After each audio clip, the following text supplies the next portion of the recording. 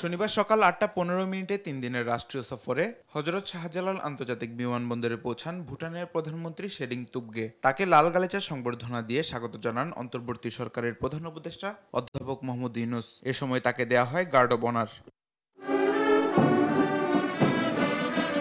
দুই নেতা বিমানবন্দরের ভিআইপি লাউঞ্জে সংক্ষিপ্ত বৈঠক করেন। বৈঠকে প্রধানমন্ত্রী তুবগে শুক্রবারের ভূমিকম্পে ক্ষয়ক্ষতি ও প্রাণহানিতে শোক প্রকাশ করেন এবং নিহতদের পরিবারের প্রতি গভীর সমবেদনা জানান। বিমানবন্দরের আনুষ্ঠানিকতা শেষে তিনি সাভারের জাতীয় স্মৃতিসৌধে যান বাংলাদেশের মহান মুক্তিযুদ্ধে শহীদদের প্রতি শ্রদ্ধা জানাতে। সেখানে তিনি পুষ্পস্তবক অর্পণ করেন এবং দর্শনার্থী বইয়ে সই করেন। দুপুরে বাংলাদেশের পররাষ্ট্র উপদেষ্টা ও বাণিজ্য উপদেষ্টার সঙ্গে বৈঠক শেষে বিকেল ৩টার দিকে প্রধান উপদেষ্টার সঙ্গে একান্ত বৈঠক করবেন ভুটানের প্রধানমন্ত্রী। এছাড়াও দুই দেশের মধ্যে প্রতিনিধি পর্যায়ের দ্বিপক্ষীয় বৈঠকে অংশ নেবেন তুবগে।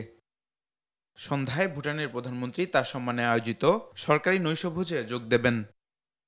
তামিম মাহবুব, দেশ টিভি, ঢাকা।